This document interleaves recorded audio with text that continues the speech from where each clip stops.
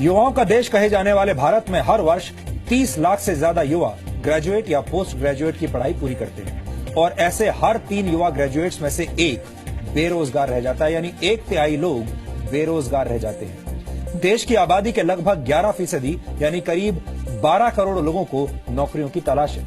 सबसे चिंता की बात यह है कि इनमें पढ़े लिखे युवाओं की तादाद ही सबसे ज्यादा है।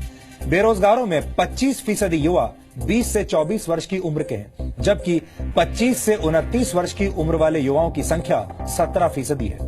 बेरोजगारों में 10वीं या 12वीं कक्षा तक पढ़ने वाले युवाओं की संख्या 15% यानी लगभग 2 करोड़ 70 लाख है।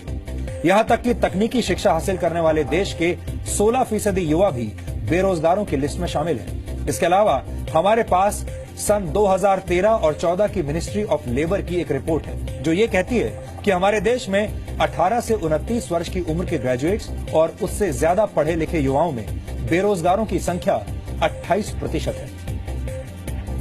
इन आंकड़ों से साफ है कि हमारे देश में युवाओं की संख्या तो तेजी से बढ़ रही है, लेकिन हम युवाओं की शक्ति का सही इस्तेमाल नहीं कर पा रहे हैं। ये एक दुखद विडंबना है कि हमारे देश में हर वर्ष पढ़ाई पूरी करने वाले 30 लाख युवाओं में से 10 लाख बेरोजगार रह जाते हैं।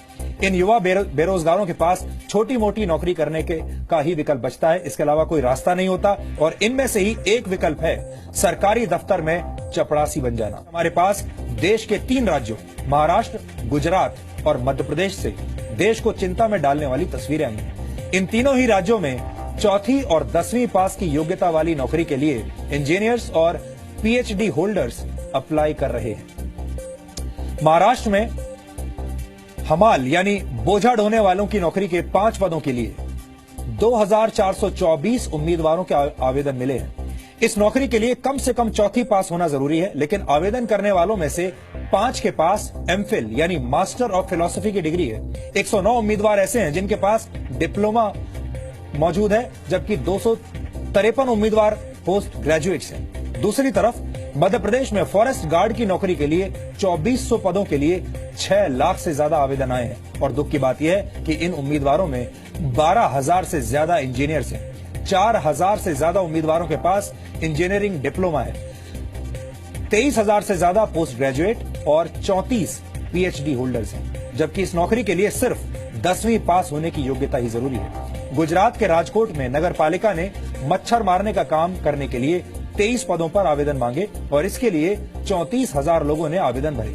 यहां भी आवेदन भरने वालों में पोस्ट ग्रेजुएट्स और ग्रेजुएट्स की संख्या सबसे ज्यादा थी।